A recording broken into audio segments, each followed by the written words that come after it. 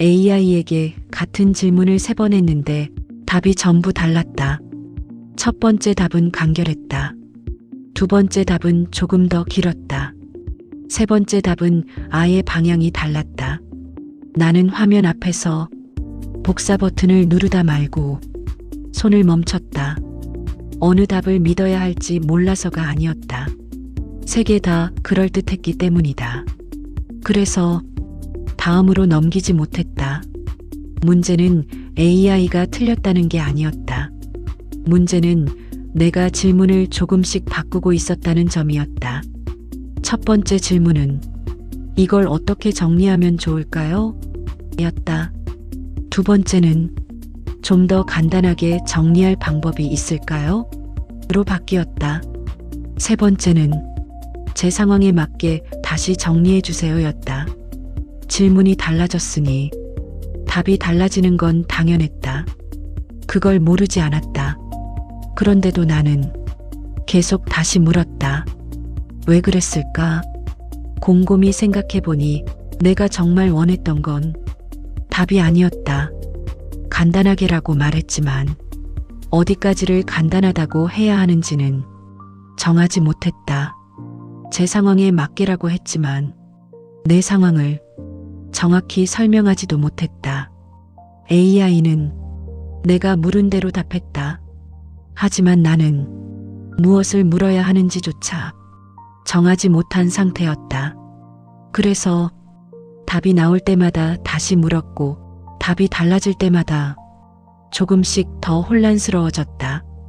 예전에는 이런 일이 없었다. 책을 보거나 사람에게 물으면 누군가는 이렇게 말해주었다. 이렇게 하는 게 좋을 것 같아요. 제 경험으로는 이게 제일 나았어요. 그 답이 완벽하지 않아도 나는 믿고 따라갔다. 누군가가 대신 판단해 주었기 때문이다. 그런데 AI는 달랐다. AI는 판단하지 않았다. 내가 물은 대로만 가능성을 나열했다. 그래서 나는 판단을 계속 미뤘다. 다시 한번 물어볼까? 이번엔 조금 더 바꿔서 물어볼까? 아니면 표현을 다르게 해볼까? 질문만 늘어갔다. 그날 나는 메모장에 3개의 답을 전부 붙여 넣었다. 그리고 그 위에 내가 썼던 질문도 함께 붙여 넣었다. 화면을 천천히 내려보다가 처음으로 알게 되었다. 내가 AI에게 던진 건 질문이 아니었다. 이게 맞는지 확인해줘. 이렇게 해도 괜찮은지 말해줘. 내 대신 정해줘. 그게 내가 실제로 원했던 말이었다. 지금 나는 여기까지 와 있다. AI는 여전히 내가 물으면 답한다. 하지만 그 답을 고르는 건 언제나 나다.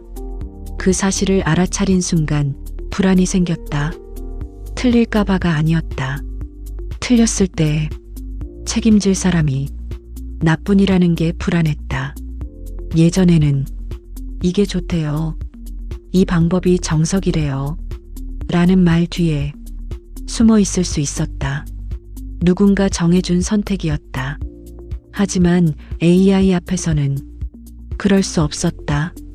AI는 여러 갈래를 보여줄 뿐이었다. 선택은 내 몫으로 남았다. 그래서 나는 계속 다시 물었다. 이상하게도 질문을 반복할수록 시간은 더 오래 걸렸다. 처음에는 일을 빨리 끝내려고 AI를 썼다.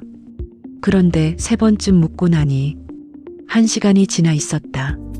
직접 했다면 완벽하지 않아도 이미 끝냈을 일이었다. 그날 나는 메모장을 닫았다. 3개의 답 중 어느 것도 고르지 않았다. 처음에 내가 생각했던 방식대로 그냥 했다. 완벽하진 않았지만 끝났다. 그리고 그제야 이런 생각이 들었다. 나는 답을 원했던 걸까? 아니면 판단을 대신해 줄 누군가를 원했던 걸까? AI에게 같은 질문을 3번 했을 때 답이 달랐던 이유는 AI가 헷갈렸기 때문이 아니었다. 내가 결정을 하지 않은 채 계속 물었기 때문이었다. 질문을 바꾸면 답은 달라진다.